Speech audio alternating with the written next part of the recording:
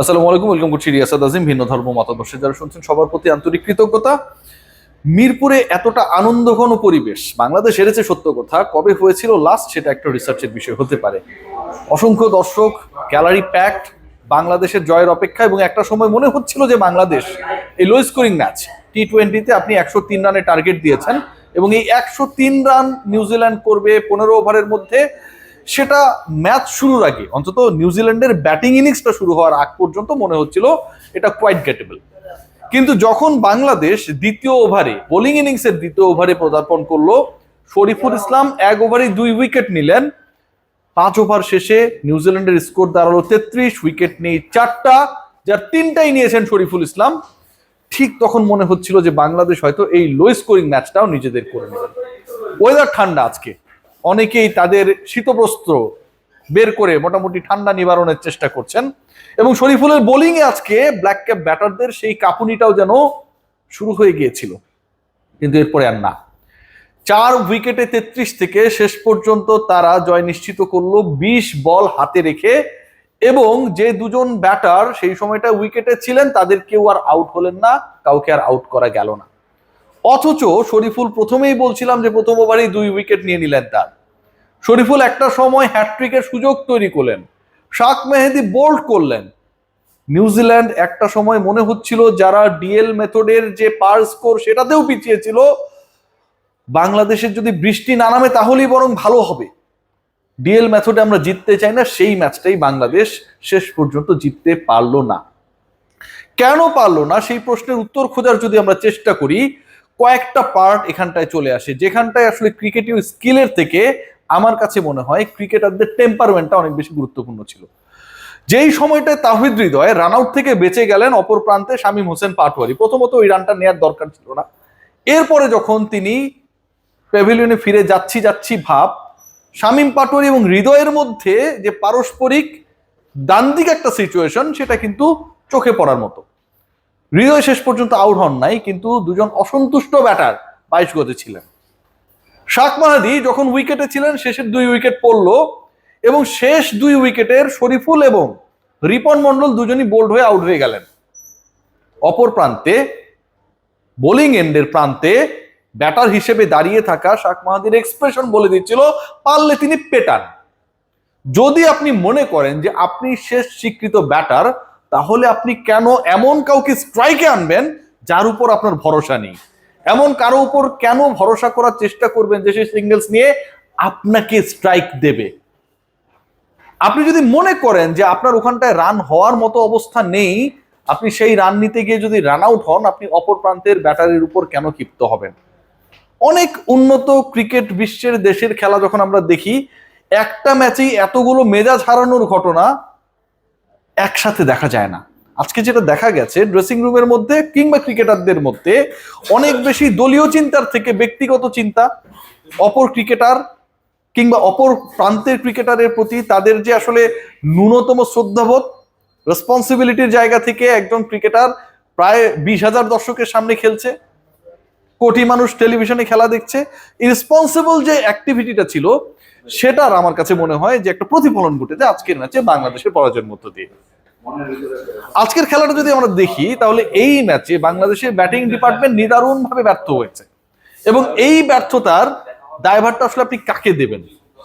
আপনি তাওহিদ হৃদয়কে দিবেন, যিনি এত সুন্দর একটা ইনিংস খেলার পথে যখন রান আউটের কাটা পড়ার একটা সিচুয়েশন হলো, তারপরে আবার জীবন পেয়ে তিনি প্যাভিলিয়নে ফিরে গেলেন, কিন্তু সেটাকে কাজে লাগাতে পারলেন। সাইফ হাসান আরো একবার ব্যর্থ হয়েছেন, এদিন তিনি করেছেন 11 বলে 16। ডেফিনেটলি এটা তার কাছ থেকে আমাদের রিকোয়ারমেন্ট না। 145 স্ট্রাইক রেটটা দেখতে সুন্দর লাগে, কিন্তু সাইফের কাছ থেকে এক্সপেকটেশনসটা আরো বড় run. Partner Tanzid Hasan Tamim test দলে চান্স পাওয়ার পর থেকে যেন টি-20 কেও টেস্ট মনে করছেন। 10 বলে 6 রান করেছেন, 60 স্ট্রাইক রেটে ব্যাট করেছেন। কার্টেল ওভারের ম্যাচ হচ্ছে, প্রায় 2 ওভার তিনি নিজেই খেলে ফেলেছেন।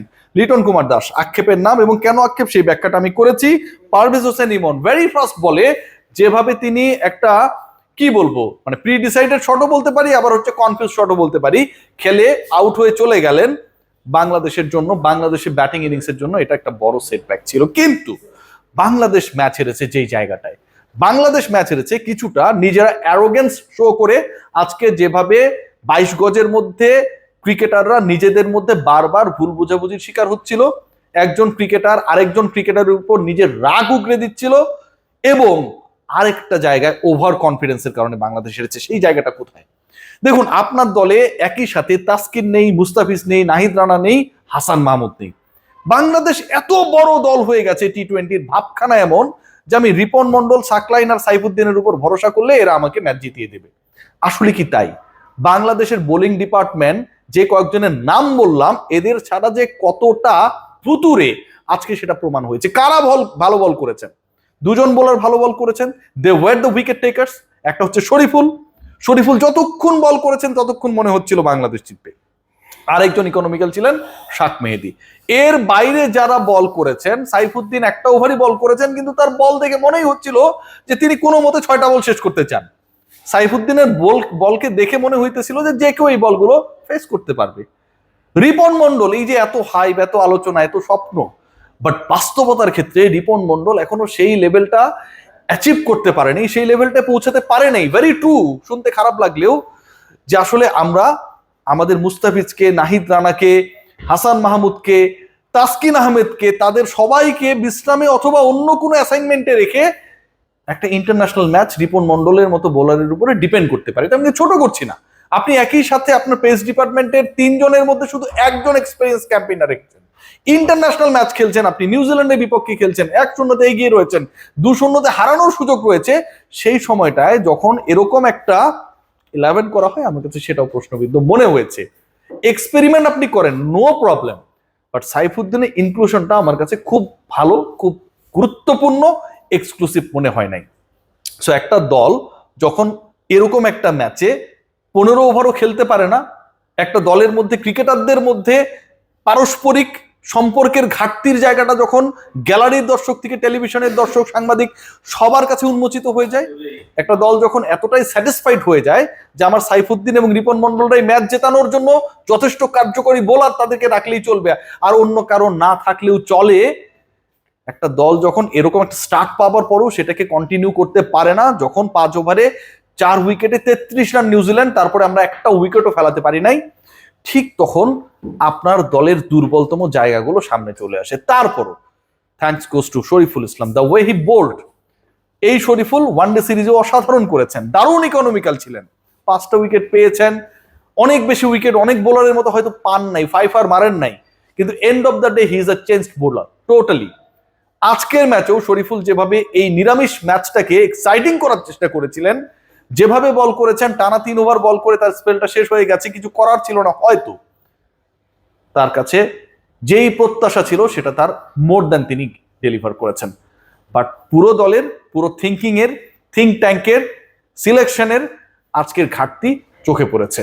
বাংলাদেশ দল batting wise top order totally failed, এই সিরিজটা সেটা দেখিয়ে দিয়েছে।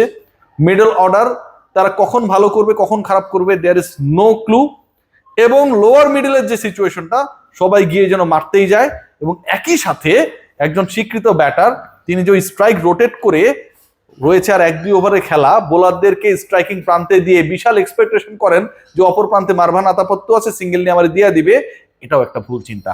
এন্ড অফ দ্য ডে আমার কাছে মনে হয় ইটস আ লেসন, এবং বাংলাদেশের পরবর্তী টি-20-র পথ চলায় আজকের পরাজয়টা এক্সপিরিয়েন্স হিসেবে কাজ করবে।